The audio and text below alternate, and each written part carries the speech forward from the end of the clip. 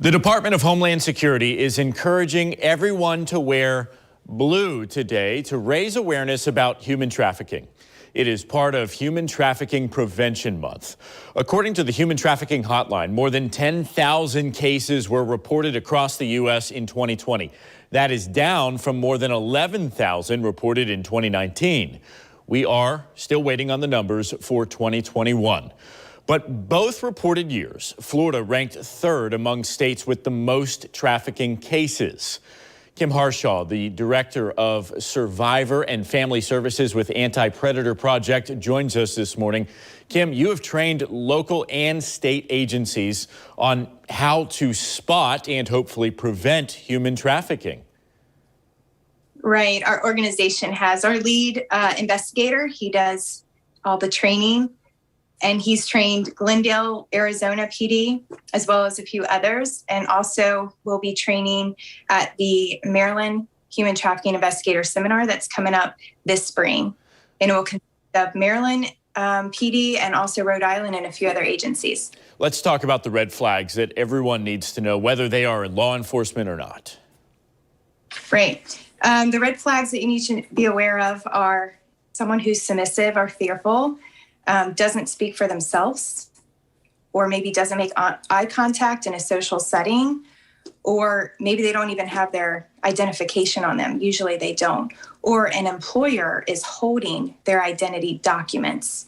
Sometimes there's physical injuries as well, or malnourished. So sometimes it's easy to look the other way, to say, I don't really think that something bad is happening. This is just an uncomfortable situation. Here's a question for you. If someone thinks that they see somebody who is being trafficked, what should they do? What should they do is call police right away, or they can call the National Human Trafficking Hotline.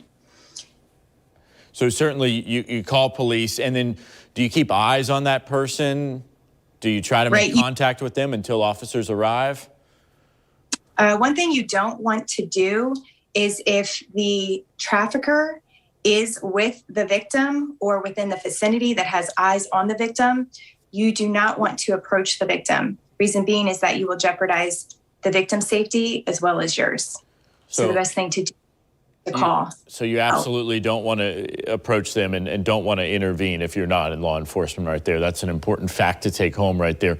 So there are a lot of misconceptions when it comes to human trafficking. We get the calls, we get the emails here at the news station. What are some of the most common misconceptions that you see and hear about? Yes, the first one would be human trafficking is another term for human smuggling. And so let me tell you the difference. Human smuggling is a crime against a country's border.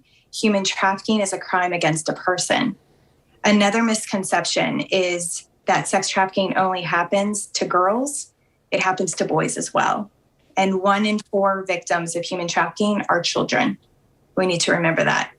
Another misconception, I'll give you another one, and that is that sex trafficking is the only form of human trafficking. And that is incorrect as well, as there's labor trafficking or domestic servitude.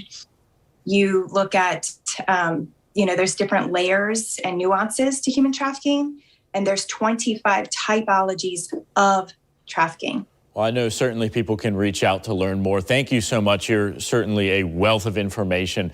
And we hope that this segment this morning helps potentially save a life, rescue someone who may be in a human trafficking situation. So if you know of any cases of possible human trafficking, don't delay. Call the hotline right there on your screen. You can also text that number below. For more resources, go to humantraffickinghotline.org.